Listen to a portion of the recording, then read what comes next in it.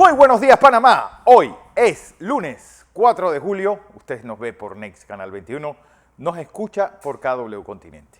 Un día en el que no podemos empezar sin antes felicitar al pueblo estadounidense. Hoy, los Estados Unidos de América celebra su 246 aniversario. Pues de aquella tarde de verano del 4 de julio de 1776, cuando se da la Declaración de Independencia. Quedarían 8 años más de guerra hasta pues, su finalización de esta guerra contra Inglaterra y la creación de un país con unos cimientos realmente firmes de democracia, de justicia y sobre todo de creer en el pueblo llano, de un poder que nace de abajo hacia arriba y no de arriba hacia abajo, como era la creencia en ese momento. Un día en el que el presidente Cortizo partió ayer a Houston.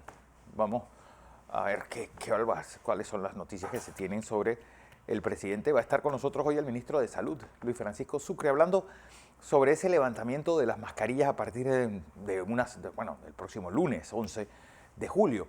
Un día también en el que, el asesinato de Iván Márquez tiene revuelta a Colombia. Y sobre todo, alguien que estaba pensando en irse de Venezuela hacia Cuba, Nicaragua o volver a Colombia. Esto, pues, ¿cuáles serán las hipótesis que se manejan? En un momento también en que Colombia se está viendo azotada por este temporal que nos está afectando a nosotros hoy. Pues, vamos a tener también mucha actividad lluviosa, pues lamentando lo ocurrido ayer con este alcalde en el área de Biguí y el fallecimiento de la esposa y de la suegra del alcalde y sobre todo, pues, él pues, fue rescatado con vida. Ojalá pues todo salga bien dentro de lo posible. Don José. Buenos días, Fernando. Buenos días. Buenos días a toda nuestra audiencia que nos sigue en KW Continente Radio y en Canal 21 Next TV. Mucho que ofrecerle hoy 4 de julio.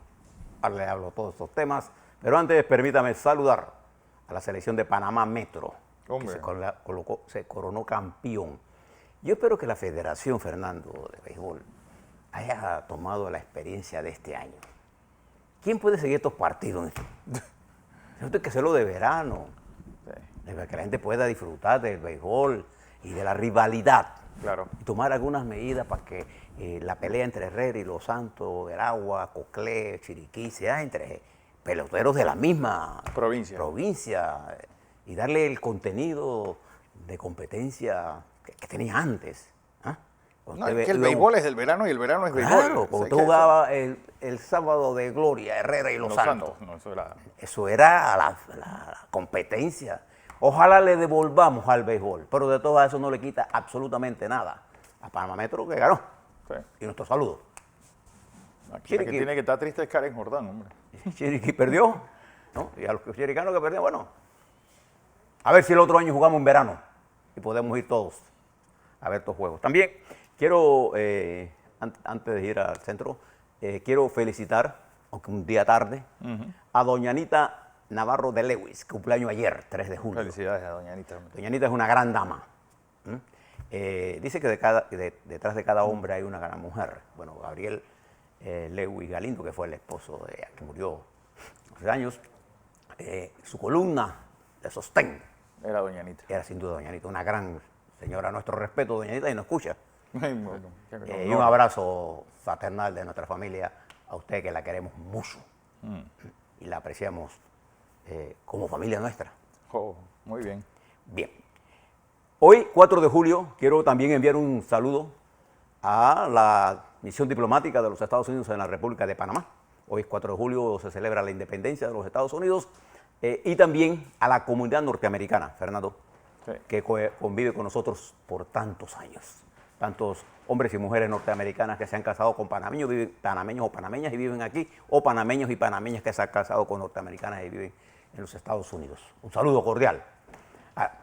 Usted se pregunta por 4 de julio. Fernando le dijo ahorita, el 4 de julio no terminó la guerra. La guerra comenzó por allá por abril del 75 y terminó en el 82, en el Tratado de París. Con la firma del Tratado de París.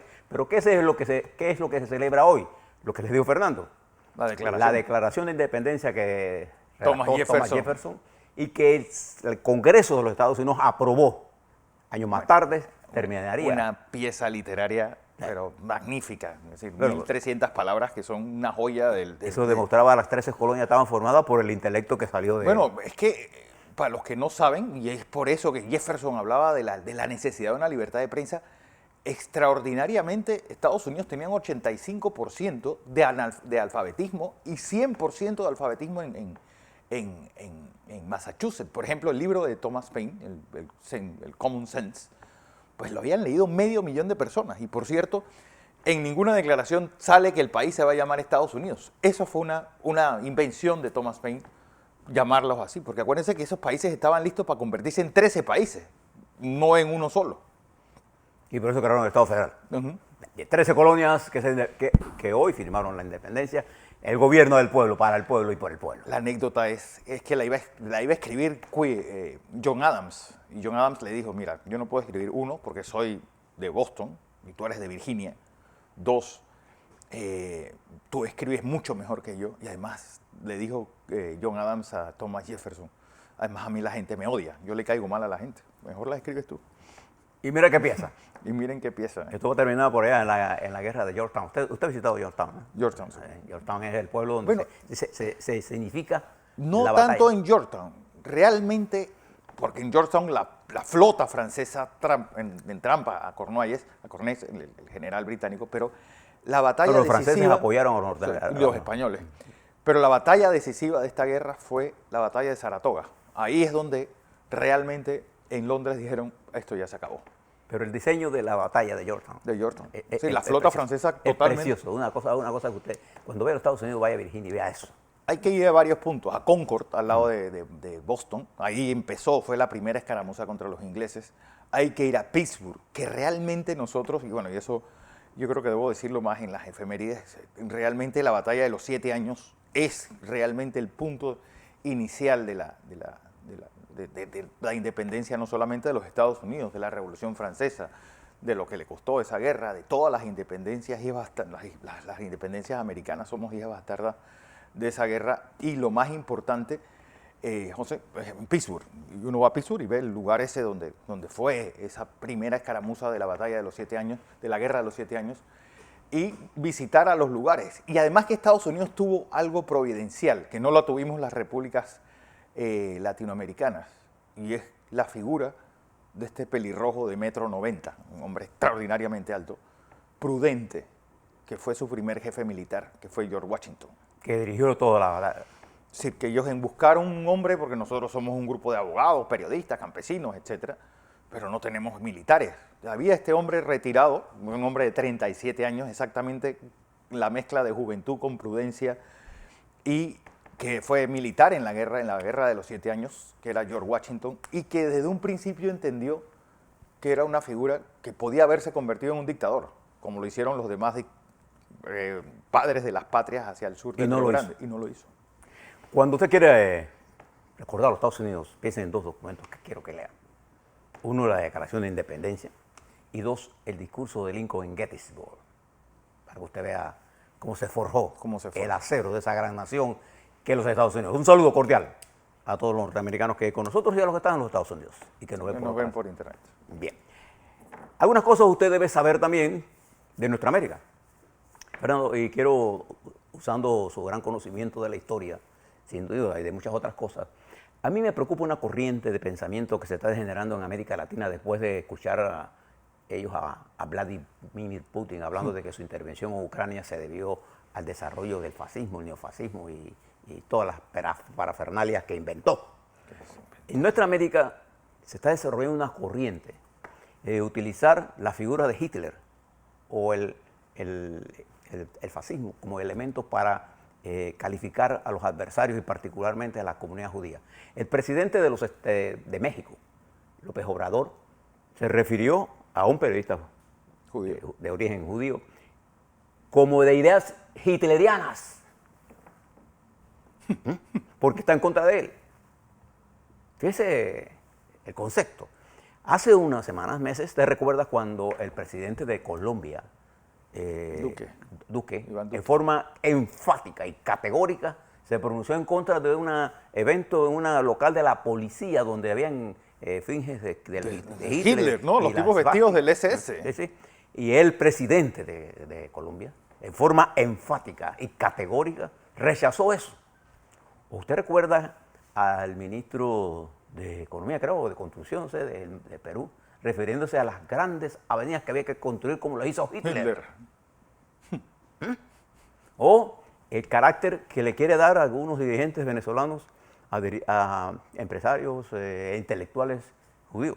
O sea, lo que quiero decir con esto es que no es nada más deleznable, nada más torpe que recurrir a Hitler, ¿no?, como un elemento de lucha y de descalificación, porque el horror del holocausto, de lo que hizo Hitler, no solamente con los judíos, con la humanidad, no tiene nombre, no tiene parangón.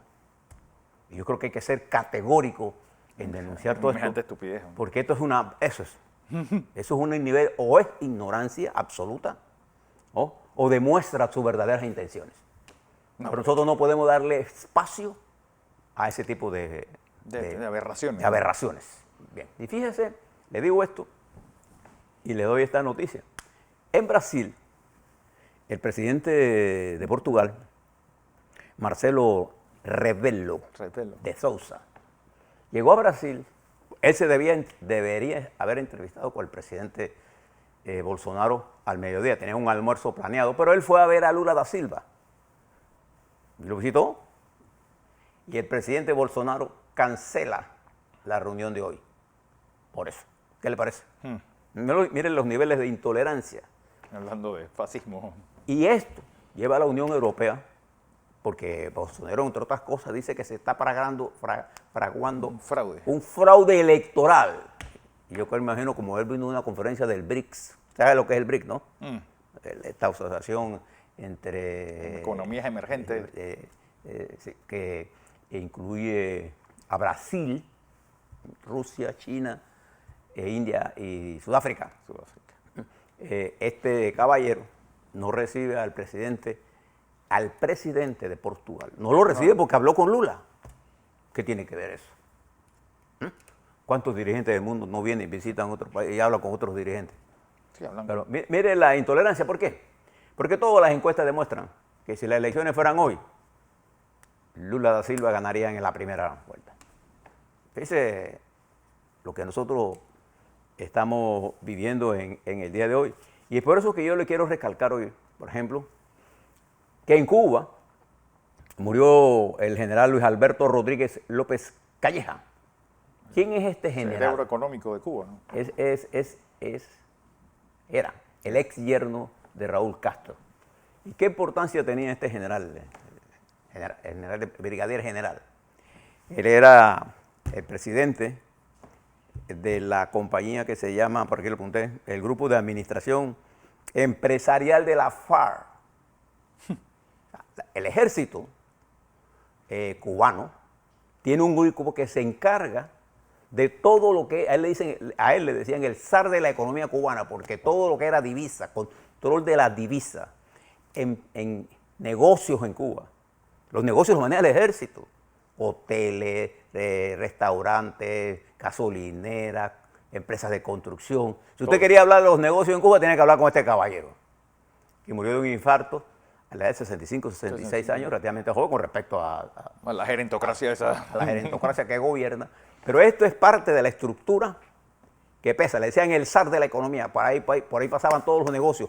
Esto me recordaba a mí lo que está pasando en Myanmar, allá en Birmania, en donde los militares tienen una estructura similar. Son los dueños. Y esto es lo que está pasando en la Rusia, en donde los militares, junto a Putin y los oligarcas, han formado esta cleptocracia que dirige ese país. E igualmente, fíjese usted una cosa curiosa, ¿qué pasa en Venezuela y Nicaragua? Es el mismo modelo repetido. El esquema ese de... Militares, civiles, controlando todas las estructuras y el pueblo. Entonces, para ellos todo está bien. Lo que no está bien es para el pueblo.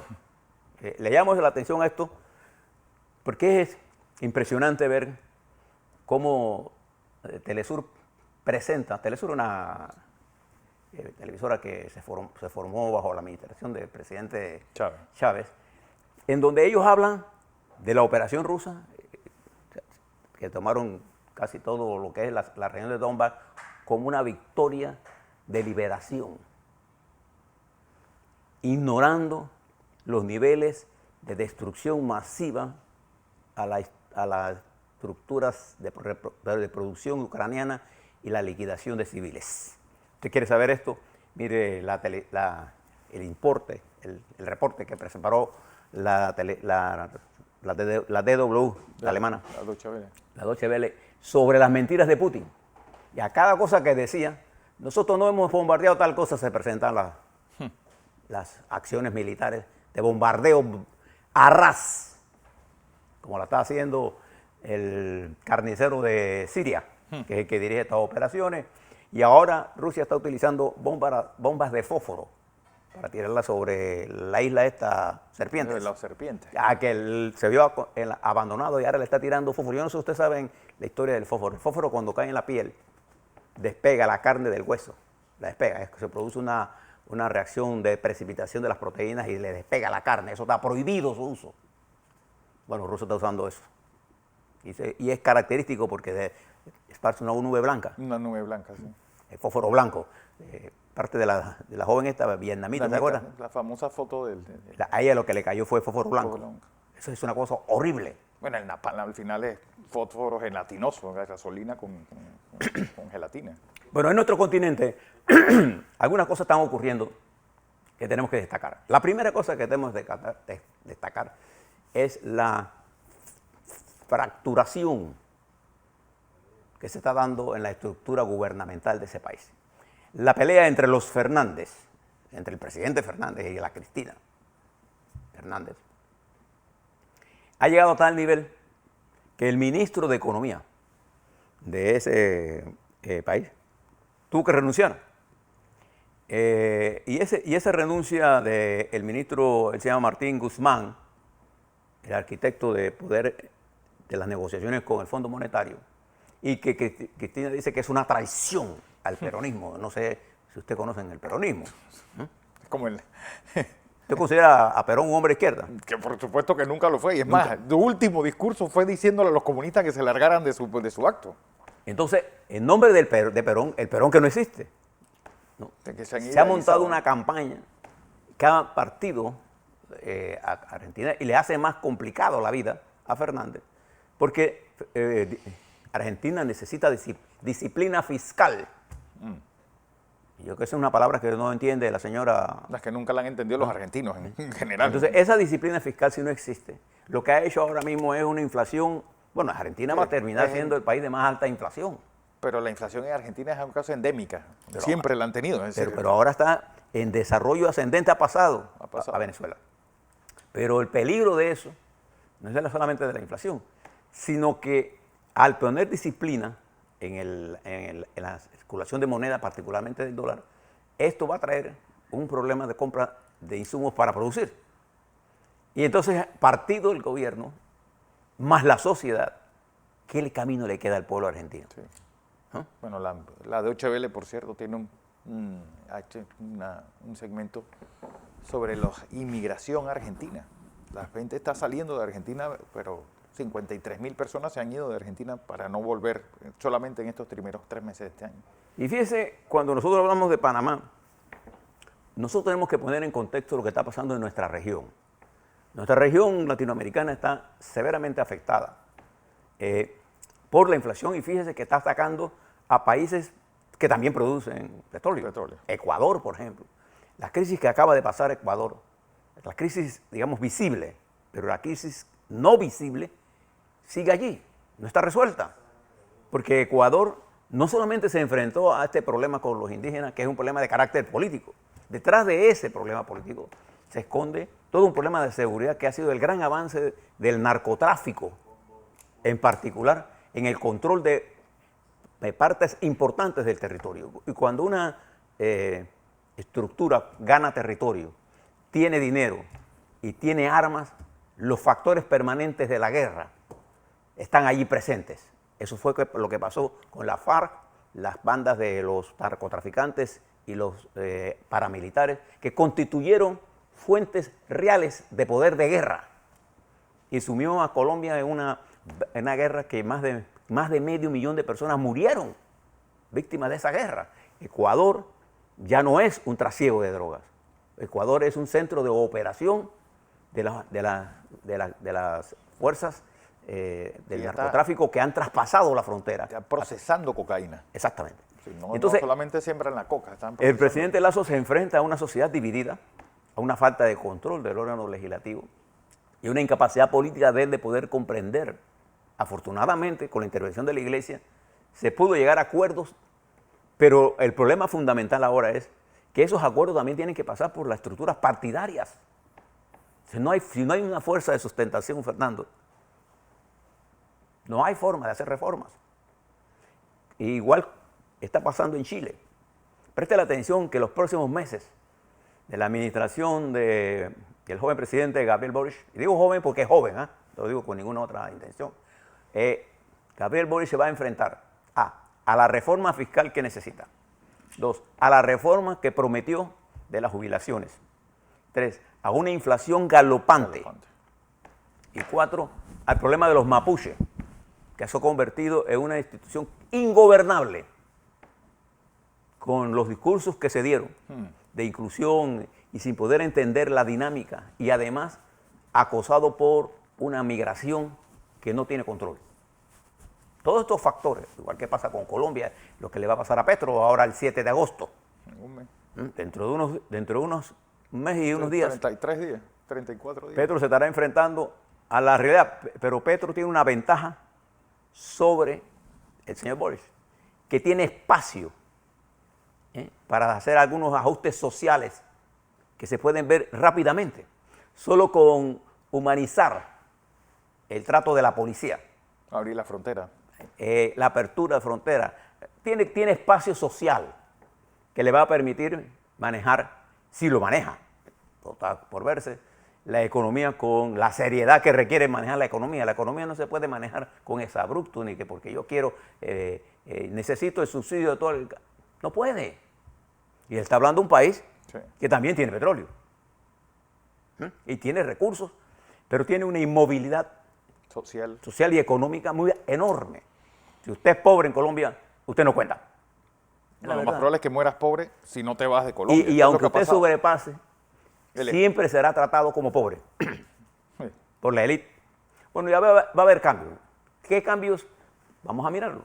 Vamos a mirarlo con mucha calma. Es lo que está pasando en Brasil. En Brasil, Fernando, la inflación, el hambre, la pobreza se ha incrementado con cifras alarmantes. Ahora mañana le voy a presentar todas las cifras que tengo de Brasil. Porque cuando usted habla de estas cosas, por ejemplo, yo cuando veo en Panamá que dice la gente, bueno, es que en Panamá la hambruna, en Panamá ese tipo de hambruna no existe. Todavía no existe. No digo que no hay gente que tenga hambre, no. Ese tipo, cuando yo digo hambruna, hay gente que muere en las calles de hambre. Pero en Brasil está pasando eso. En nuestro país, lo que está ocurriendo, ahora se lo cuento, la inflación, y usted la ve históricamente en Panamá, nuestra inflación siempre ha sido más baja que la de los Estados Unidos y va a terminar siendo más baja que la de los Estados Unidos este año. Entonces, es un fenómeno global, es un fenómeno que, a pesar de que hemos creado más empleo, el empleo que hemos generado ahora reciente, que la inflación le está quitando, la plata del bolsillo. Y entonces esto genera malestar. Y que puestas en manos de gente que no analiza las cosas como debe ser, nos podría llevar incluso por otro camino equivocado. Bien, eso está pasando en Brasil, está pasando, cuando usted mira esto, ¿y por qué en América Latina? Bueno, pero igual está pasando en Europa. En Europa con mayor crudeza, porque después de este verano viene todo el invierno que requiere que gas. ¿Y qué hizo Rusia? Suspendió el gas. Y ya hay 12 países de Europa que ya no consumen gas, cero. Entonces están suministrándose de gas por el Mediano Oriente, por Argelia, utilizando Egipto, utilizando el Mar Negro, lo que le queda a Polonia, por ejemplo, y utilizando otras fuentes. ¿Y dónde está yéndose el gas y el petróleo ruso? A China y a la India, que a su vez los van a revender. Este nuevo replanteamiento global está afectando a los Estados Unidos, que ahora en este 4 de julio, enfrenta una Corte Suprema ideologizada casi prácticamente al infinito. Ideologizada. La Corte Suprema de los Estados Unidos siempre había actuado con un criterio más estable, ecuánime. La ideologización de la Corte Suprema de Justicia de los Estados Unidos está llevando a la dinamización de sectores que antes no estaban participando en la política, las mujeres, por ejemplo. Este problema de la píldora antes, después, 24 horas, 48 horas, este problema del aborto, este problema de la violencia, este problema de las decisiones que está tomando la Corte, ideologizadas, está llevando a los Estados Unidos a una efervescencia social que está dominando la agenda política. Démosle seguimiento a todas estas cosas para ver la influencia de ellas en nuestro país y al entenderla podremos entender lo que nosotros estamos hablando aquí. A la vuelta, fíjense ustedes, escuché al doctor Ernesto Pérez Valladares con, digamos que yo diría, Fernando, con precisión, de llamar una locura hay un artículo que escribió Abad, aunque no hablaba de él, se refería a él, de que que la idea era poner al señor expresidente Pérez Valladares como ministro encargado de la presidencia. No, encargado de la nombrarlo de ministro para ponerlo encargado de la presidencia. Y entonces Ernesto, con su capacidad, le dice, bueno, eso es una locura. Esta semana va a ser una semana bien activa. Vamos a hablar sobre ello. Preste la atención al Tribunal Electoral, que tendrá que decidir sobre la suspensión de la propuesta.